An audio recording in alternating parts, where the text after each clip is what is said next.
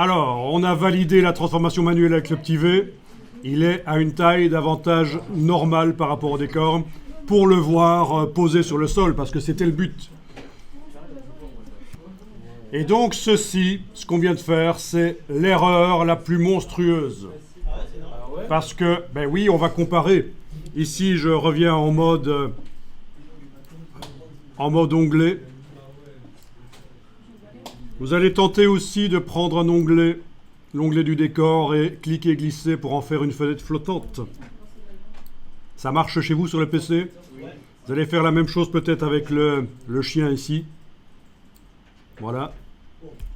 Mais pas celui-là, idiot.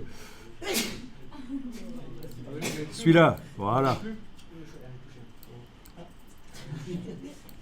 Alors, quelque chose qui serait intéressant ici, c'est de se débarrasser des palettes qui sont à droite.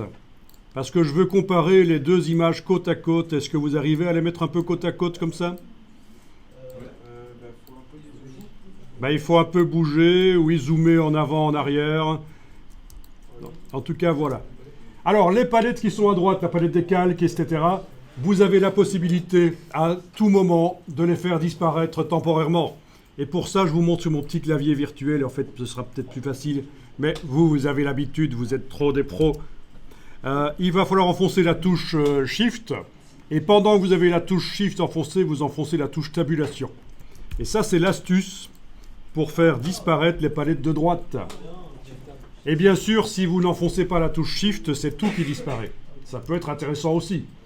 Donc, mortalité de l'histoire, vous avez peut-être un écran qui n'est pas assez grand, mais grâce à cette solution, majuscule Tab ou carrément Tab, vous avez la possibilité de profiter un maximum de votre écran, de faire disparaître les palettes.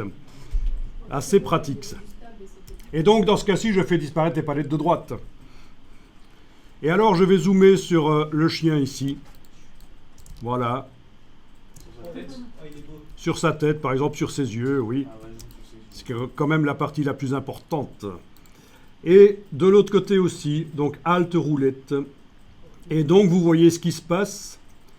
Ben forcément, il est constitué de moins de pixels à droite, puisqu'on l'a rétréci par transformation manuelle. Ah ben oui. Et donc, c'est un peu foireux, quoi.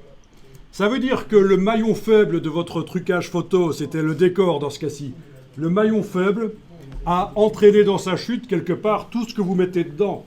Il a trop peu de pixels, et chaque fois que vous amenez un élément qui est précis, vous devez le rétrécir par transformation manuelle, et ça devient pixelisé, flou. Donc, c'est foireux.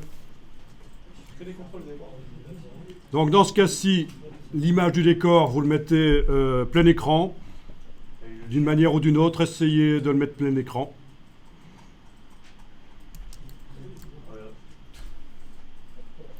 Et dans la palette des calques, ah oui, je fais fenêtre calque ou alors Shift Tab, les deux fonctionnent. Dans la palette des calques, on va jeter le chien à la corbeille. Et on va faire un travail sur le décor.